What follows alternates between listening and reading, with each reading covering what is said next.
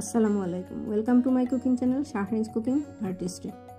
আজকে আমি আপনাদের মাঝে নিয়ে এলাম কাঁচা আমের টক ঝাল মিষ্টি আমের আচার।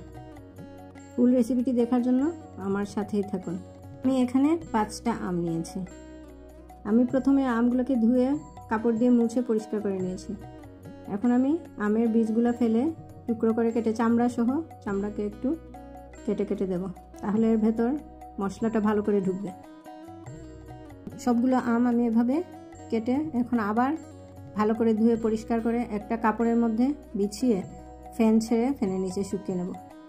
কাপড় দিয়ে ভালো করে মুছে নেব যাতে আমের মধ্যে কোনো ধরনের কোনো পানি না থাকে।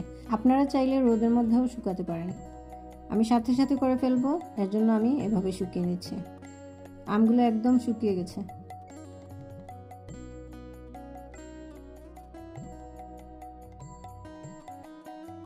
আমি একটি প্যান বসিয়ে এখানে 1 কাপ সরিষার তেল দিয়ে দিলাম 1/3 কাপ রসুন বাটা, 1 টেবিল চামচ আদা বাটা।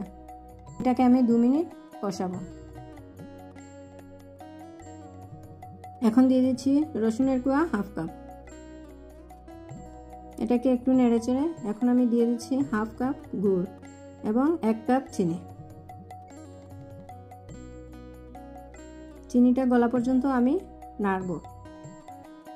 এখন দিয়ে দিচ্ছি 1/2 কাপ ভিনেগার, দিয়ে দিচ্ছি স্বাদ মতো লবণ, হলুদ গুঁড়ো দিয়ে দিচ্ছি 1/2 চা চামচ, লাল মরিচের গুঁড়ো দিয়ে দিচ্ছি 1 চা চামচ, এতে কালারটা বেশ ভালো আসবে। সরিষার বাটা দিয়ে দিচ্ছি 1/2 কাপ, দিয়ে আমি এটাকে ভালো করে নেড়ে মিক্স করে নেব। এখন দিয়ে দিচ্ছি টুকরো করে রাখা আম। এখন আস্তে আস্তে এটাকে জাল করব যাতে আমের ভেতর মশলাটা ভালো মতো ঢুকে। আমি ঢেকে রেখে দেব কতক্ষণ। আমটা সেদ্ধ হয়ে গেছে।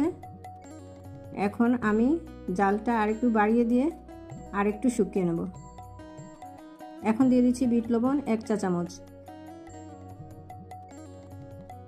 আচার মশলা পাউডার দিয়ে দিচ্ছি 2 চা চামচ। আচারের এই মশলাটা আমার ঘরে তৈরি করা। আচারের এই গুঁড়ো মশলার রেসিপিটি আমি নেক্সটে আপলোড দেব।